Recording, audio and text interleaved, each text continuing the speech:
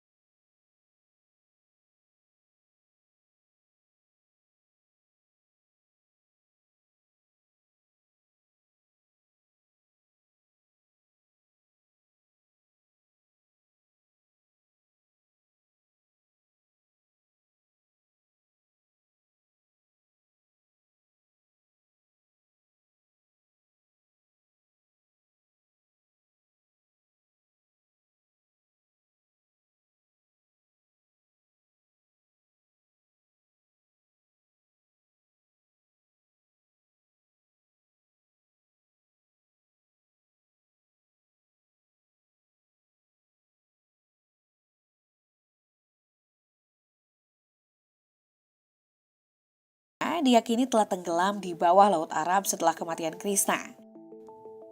Terletak di negara bagian Gujarat, pesisir barat semenanjung Oka Mandal, pertemuan antara Sungai Gomti di Muara Teluk Kucang dan Laut Arab.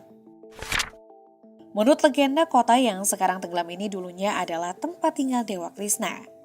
Dipercaya bahwa Krishna meminta Samudra Dewa Laut untuk meminjamkannya tanah seluas 12 yojan untuk kota tersebut. Dewa Laut setuju dan memberikan Krishna tanah yang sebelumnya dikenal sebagai Kusastali. Kemudian Krishna mengganti namanya menjadi Dwaravati atau Dwarka. Legenda menggambarkan Dwarka sebagai kota terkaya dari semua kota kuno yang dibangun oleh seorang arsitektur untuk para dewa. Dikatakan ada lebih dari 900.000 istana yang terdiri dari kristal, karang, emas, perak, safir, mutiara hingga zamrud. Kota Dwarka disebutkan hancur dalam sebuah pertempuran yang mungkin terjadi dengan alam. Bangunan dan tembok-temboknya menyerah pada kekuatan laut. Kisah kehancuran kota Dwarka di sisi lain sebenarnya cukup berkaitan dengan siklus waktu masyarakat India yang dikenal dengan konsep yuga atau zaman. Di antaranya Krika Yuga atau zaman keemasan, Treta Yuga atau menurunnya kebajikan, Dwapara Yuga atau ketidakjujuran dan konflik, serta terakhir Kali Yuga atau zaman terburuk, di mana terdapat banyak kejahatan dan umat manusia di ambang kehancuran. Namun kehancuran sebagaimana yang dimaksud tidak akan berakhir. karena siklusnya akan dimulai lagi. Di samping itu menurut beberapa sumber, Kali Yuga mungkin berlangsung selama 432.000 tahun. Sehingga banyak yang percaya bahwa akhir zaman itu belum akan terjadi dalam waktu dekat. Nah, menjelang akhir Dwapara Yuga, zaman sebelum ini kota Dwarka yang muncul dalam tulisan-tulisan Hindu kuno. Dibangun di tanah reklamasi dari laut di lokasi yang sama dengan kota sebelumnya Kusatali. Saat Dwapara Yuga berakhir, Krishna terbunuh. Pada hari yang sama saat Krishna meninggal, zaman Dwapara berakhir dan Kali Yuga dimulai. Pada saat itulah permukaan laut naik menelan kota Dwarka. Secara tradisional, Kali Yuga dikatakan dimulai pada 3102 sebelum Masehi. Tetapi ada lebih dari satu pendapat tentang ini dan berbagai sistem perhitungan. Graham Hancock dalam bukunya Underworld: The Mysterious Origin of Civilization 2003 menulis, sekitar periode itulah peradaban lembah Indus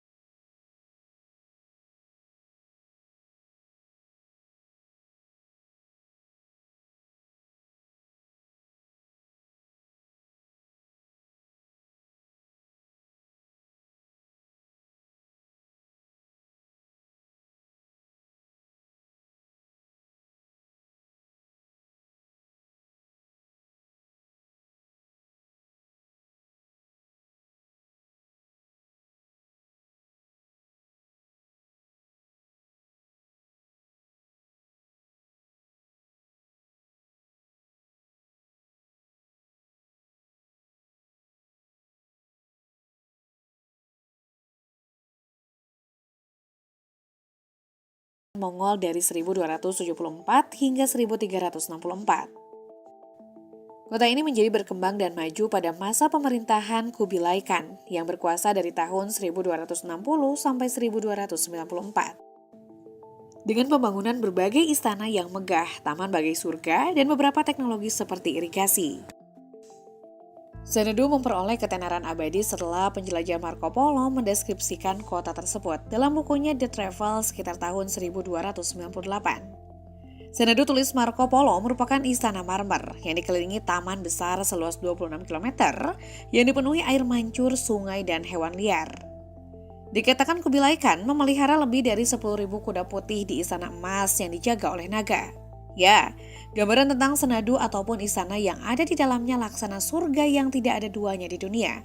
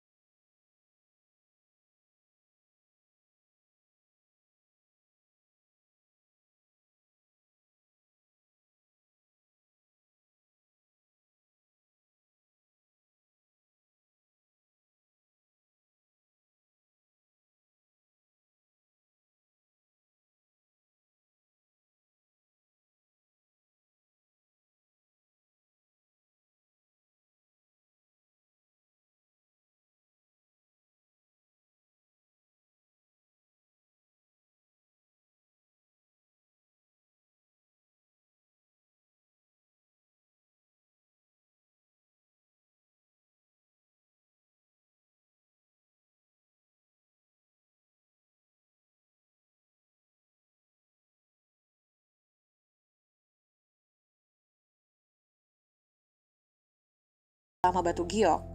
Tanpa berdebat, bani tersebut menjarah apa yang ada.